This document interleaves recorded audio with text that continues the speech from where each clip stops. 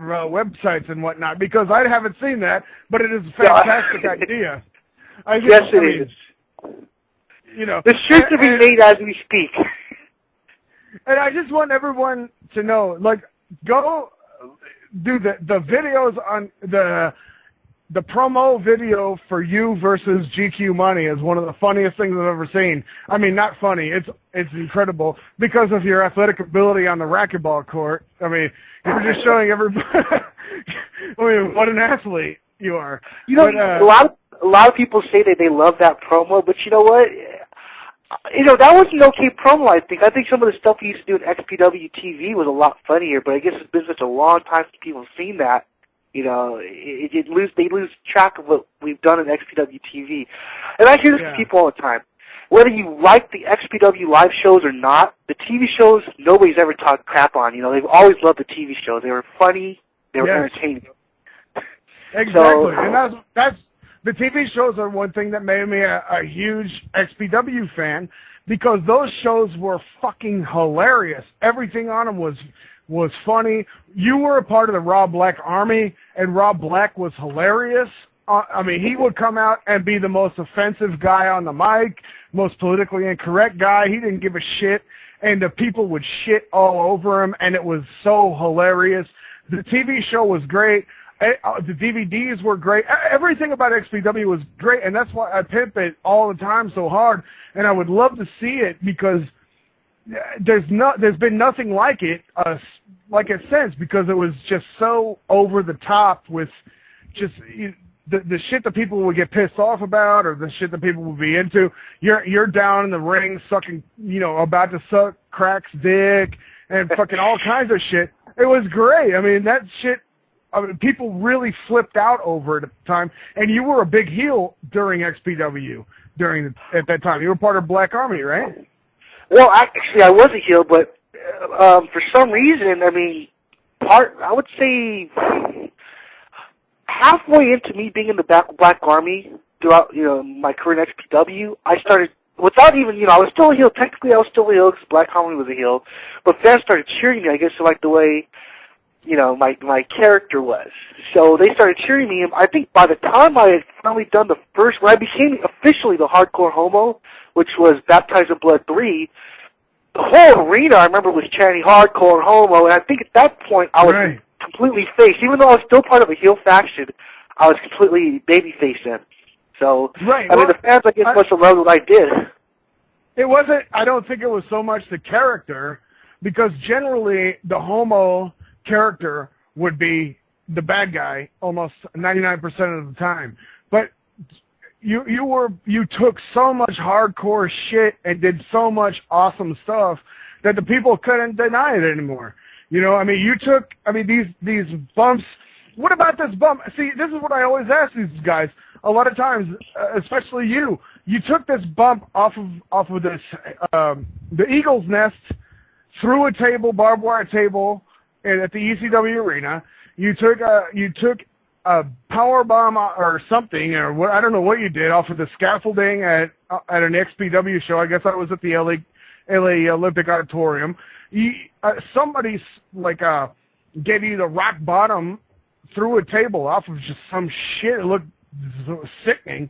So I mean, of course, people are going to, cheer for you at some point, because you're just such a badass, you know? No matter what they think about your sexuality or whatnot, they're going to look at it and be like, holy shit, this guy is so sick and such a badass.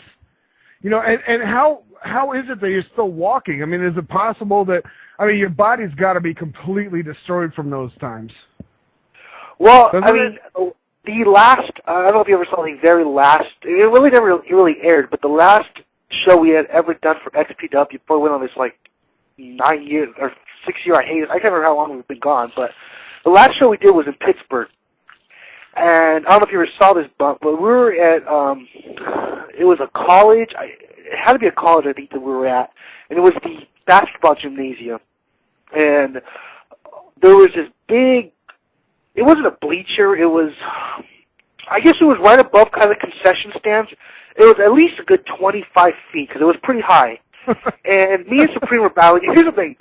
we weren't supposed to go out there at that time. The ring had broke. One of the ropes had broken during like a crazy 8-man tag, and we were like 2 or 3 matches ahead of that. But Shane and Rob came to us and said, "Listen, the ring ropes just broke. The guys are on their way. I guess they were going to pick it up from Shane's place. He lived out in Pittsburgh. I think that was his ring. So they were going to come pick it up, but they weren't going to get there in time. So he said, you guys are doing the death match. Could you maybe not use the bottom rope and go out there?"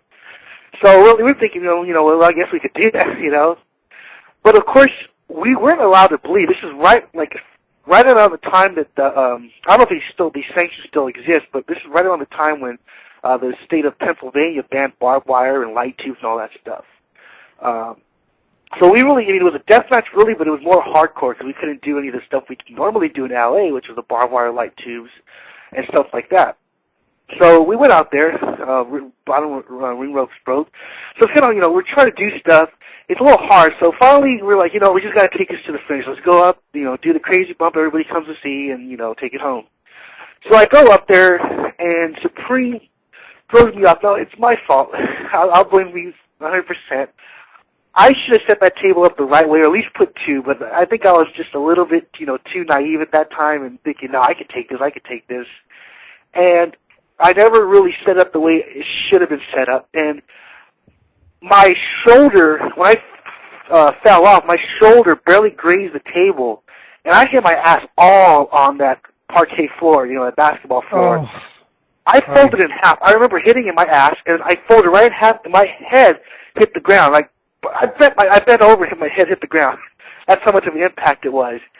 And I'm thinking to myself, okay, I know I missed the table because I can still see it's not broken, but I'm not in pain. So what's going on? And I'm thinking this is really weird. So I just fell 25 feet. I'm not in pain at all.